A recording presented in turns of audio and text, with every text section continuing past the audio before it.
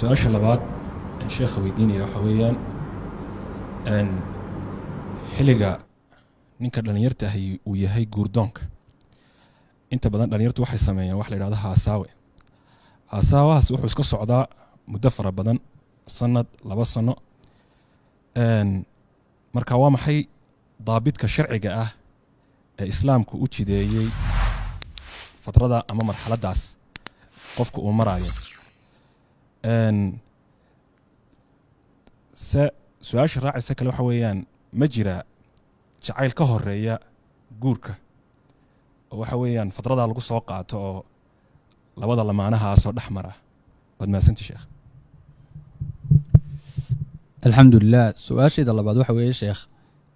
waxa jirta dhalinyar badan oo wiilaliye gabdho iskugu jira oo ajaanib kala ah inay u baxaan magaalada koonayaasheeda amba xeebayaasha iyagoo maxay ku andacoonayeen inuu dalxiis yahay marad ku tiraahdo aad ka waanisidoo tiraahdo ajaanib baad kala tiinaa ku oranaya dalxiis wax dhaafsan ma sameeyno ama wax dalxiis wax dhaafsan ma socono ma jirta hada wax qawaacida oo diinta islaamka u dhigtay arrimaha dalxiiska assalaamu calaykum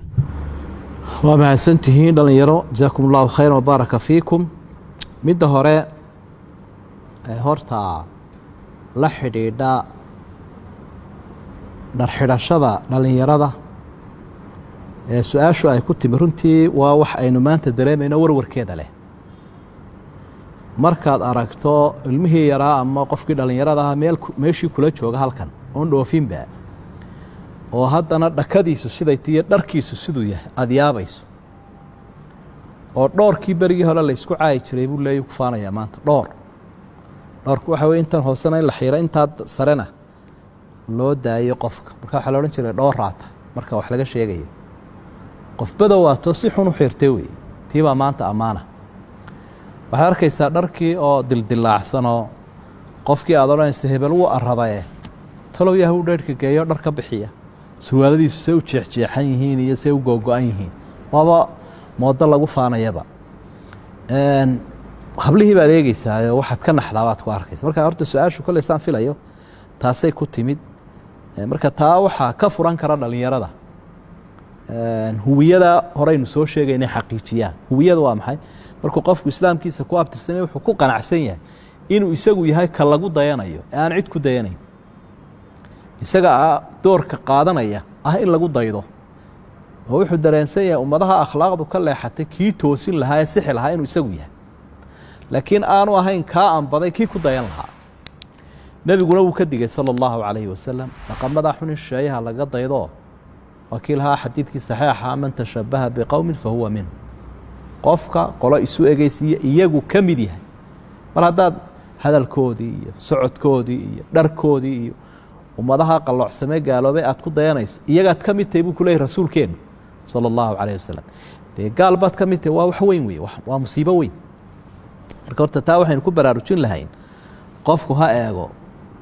cidda uu ku dayanayo asxaabtii nebi maxamed calayhi salaatu wasalaam ummadda islaamka maxaa zayi iyo dhar u gaara habluhu xijaabkii inay qaataan dhaqankeennii soomaaliga ahaa muxuu ahaa qofka arrimahaasoo dhan marka uu eego dameeri dhaan raacday noqon maayo taasaynu baraarujin lahay markaasoo waa aqoonta iyo wacyiga iyo garaadka aynu leenahay dhallinyarada ha loo dhiso marka intaa uu ku rabaysan yahay dee uuba ka xishoonaya oo xumaan buu arkayaa taa inuu ka siqsiqo taasoo kale inuu dadkaasoo kale inuu ku daydo arrintan kale dhalinyarada marka ay guurmeerka yihiin inay sheekaysan karaan haa sharcigeennaa fasaxay marka labada qof isguursanayaan wixii loo diiday oo ah inay wada hadlaan oo ay is arkaan oo kolka hore loo diiday hadda waa loo ogol yahay baahi timid daraaddeed ninkiina ori buu u baahan yahay oridiina nin bay u baahan tahay